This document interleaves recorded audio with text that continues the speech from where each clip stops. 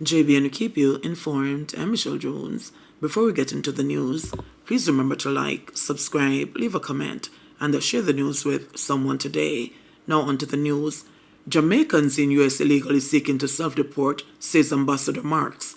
Jamaica's ambassador to the United States, Audrey Marks, says there's been an increase in the number of Jamaicans in the United States who are out of status who have been reaching out to the embassy seeking to return home. There has been no increase in deportations to Jamaica because of the Trump immigration policy. There is no big influx of deportees to Jamaica, she said. However, the ambassador said there has been an increase in the number of Jamaicans seeking to return home before being deported. Some people do not want the indignity of being deported, so where they are out of status, they are reaching out to take steps to return to Jamaica, said the ambassador. She was speaking last night at the Let's Connect Diaspora Town Hall meeting, where the topic of immigration was front and center. There are persons voluntarily saying that they want to return home, she said. Mark stressed that there is a rigorous process to ensure that the people who return to Jamaica by Immigration and Customs Enforcement ICE officials are indeed Jamaicans. There are people who pretend to be Jamaicans, go to the extent of getting Jamaican passports, so we have to make sure that they're really Jamaicans, she said. To ensure that this is the case, ICE officers have to present to the embassy an authentic identification, and persons are then thoroughly screened before giving landing documents to Jamaica. She further pointed out that the screening is a gradual process, as each circumstance is different and each case has to be reviewed. At the same time, she said the Ministry of National Security has set up a process to screen people sent back to Jamaica by ICE. Marks further pointed out that some Jamaicans who are in deportation proceedings and were entitled to due process are waiving their right to such due process so that they can return to Jamaica, although she said she did not have the details. Not everyone who is deported has committed a crime, and so we have to be careful when we assess them, she said. Since the stepped up enforcement to remove people in the United States who are out of status, there has been some panic, according to the ambassador, but she urged calm.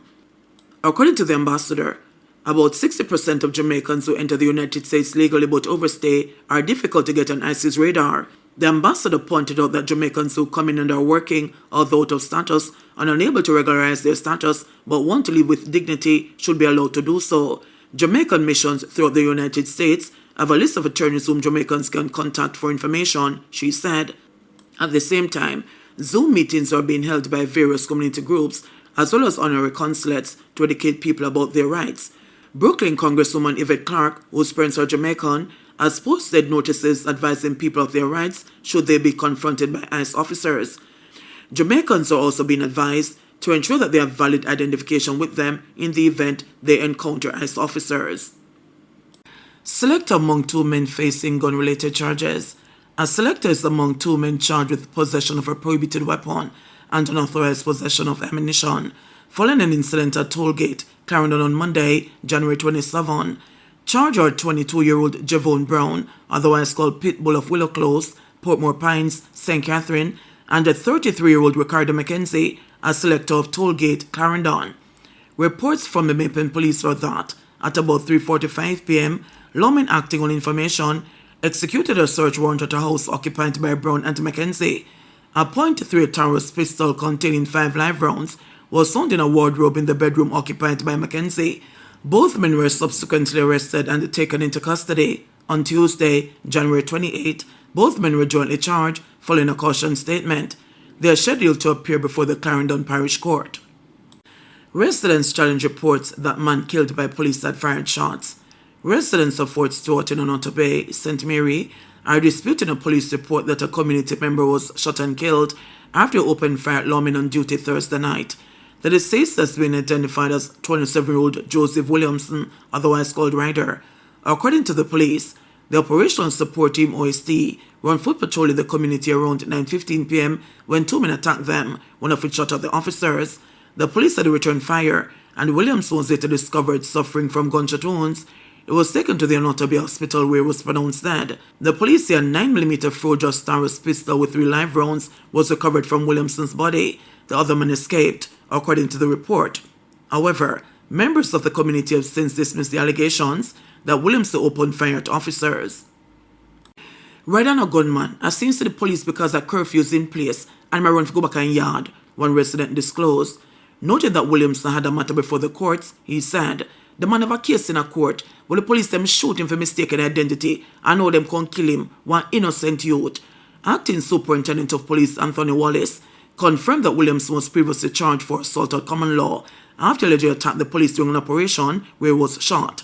Earlier on Thursday, the St. Mary police also shot and killed another man in Orocabessa. Similarly, the police said the now deceased 33-year-old Javon Norcliffe Peart had fired at officers who were conducting an operation in the area.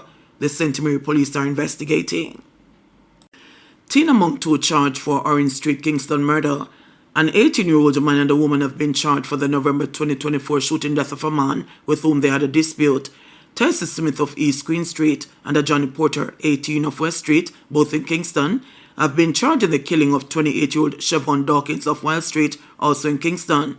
The incident occurred along Orange Street in the parish on November 15 last year. They are charged with murder, conspiracy to commit murder, possession of a prohibited weapon, unauthorized possession of ammunition, and use in a firearm to commit a felony. According to reports from the Kingston Central Police, around 3:15 a.m., Dawkins and a friend were traveling in a motor vehicle when Porter and Smith were in another vehicle, signaled him to stop. Dawkins complied after recognizing Smith and Porter, with whom he had a verbal altercation earlier, police said. Porter then brandished a gun, pulled Dawkins to the back of the vehicle, and opened fire, hitting him multiple times before fleeing the scene, according to the police report. Dawkins was transported to hospital, where he died while undergoing treatment. An intense investigation and witness statements led to the arrest and subsequent charging of the duo. Their court date is being finalized. KSAMC denies facilitating cash disbursements to individuals. Mayor of Kingston and Chairman of the Kingston and the St. Andrew Municipal Corporation, Andrew Swaby, has denied that the public body authorized or facilitated cash disbursements to individuals amid a media report. Swaby also stated that municipalities do not disburse cash. It has been reported that at least two anti-corruption agencies are investigating whether public funds from the KSAMC was used to finance the public campaign activities of some of its representatives, including constituency caretakers. The media report also contains the conversations involving former caretaker for Kingston Central Lawrence Rowe, People's National Party General Secretary Dr. Dayton Campbell, and an employee of the KSAMC. But in a media release Friday, Swaby said he welcomed any anti-corruption probe and stands ready to cooperate fully as the KSAMC continues to uphold the highest standards of public service. He has also denied partisanship in the allocation of resources. Swaby explained that in the absence of an elected councillor, the allocation of resources is the responsibility of the mayor. He outlined the scenario during the Christmas period when this was done with the assistance of Jamaica Labour Party members of Parliament in the affected divisions. Swaby charged that had his approach to allocating resources been driven by partisanship, he would not have engaged the MPs to facilitate the distribution of these funds. Alga AGM erupts into chaos. Police called in. The highly anticipated annual general meeting of the Association of Local Government Authorities of Jamaica, ALGA, ended in chaos this morning after a dispute over the meeting's agenda escalated into a physical confrontation. Chairman Winston Marad suffered minor injuries after a microphone was forcibly taken from him while he attempted to conduct proceedings at the Gulfview Hotel in Manchester. The incident forced the postponement of the AGM, the first since 2018. People's National Party councillors objected to the agenda, arguing that its distribution on the day of the AGM violated Section 8 of the Association of Local Government Officers Act of 2024, which mandates that the agenda be shared at least 5 days prior. They also opposed the commencement of voting before the scheduled 11 a.m. time. Despite the objections, the meeting proceeded. Around 10:40 a.m., Waterford Councillor Fenley Douglas and his colleagues protested, sparking the disruption. During the chaos, a councillor grabbed the microphone from Maraj, slightly injuring his hand. He then adjourned the meeting under Section 80 of the Act.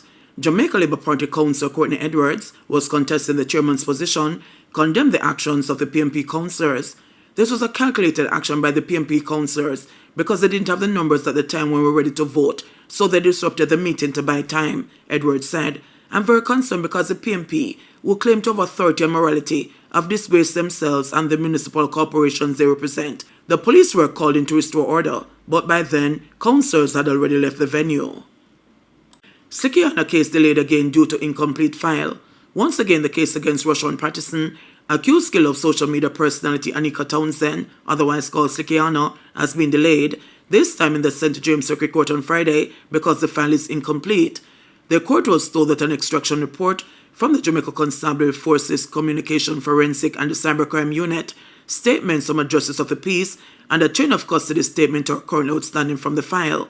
It is also heard that the investigating officer is on a training course. The case was put off to October 15, and the Patterson's bail was further extended by presiding judge Justice Judith Pusey. Patterson's lawyer Dion Mailer also asked for a client's white Honda Fit motor car to be released to him from the custody of the police. However, Pusey instructed her to make that application in writing. Patterson was arrested on November 2, 2022, during a high-level police operation after Townsend's body was found floating in the sea in Reading, St. James, on October 21 that year. A post-mortem examination on November 5 determined that Townsend was strangled, and Patterson was formally charged with her murder on November 11. Motorists are required to print online fitness receipts from TAJ portal. Tax Administration Jamaica TAJ is reporting that all motorists are now required to print their online certificate of fitness receipts obtained from its portal before proceeding to any Island Traffic Authority examination depot.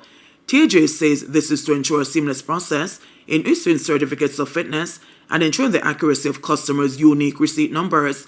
Customers are also encouraged to ensure they purchase the correct certificate of fitness fee for their vehicle. Manager, Corporate Communications and Public Relations at the authority, Dante Matthews, said there have been situations where customers turn up at tax offices with receipts purchased for the wrong type of vehicle. It is important that they check the tax code, as this can pose a problem when they turn up at the service hub. For example, a private motor vehicle driver purchasing a receipt for a motorcycle, or a commercial vehicle operator purchasing a fitness fee for a private motor vehicle. Cases like these would warrant the customer going back to TAJ to initiate a refund, Matthews pointed out. The correct tax codes and certificate of fitness fees are as follows. Private motor vehicle, car or truck, tax code 165, fee $4,500. Motorcycle, tax code 384, fee $4,500. Public passenger and commercial carrier vehicles, car or truck, tax code 152, fee $5,400. Trailer and tractor, tax code 385, fee $5,400. JBN will keep you informed. Please remember to subscribe, like, share, leave us a comment, and click the notification bell to receive our daily news items.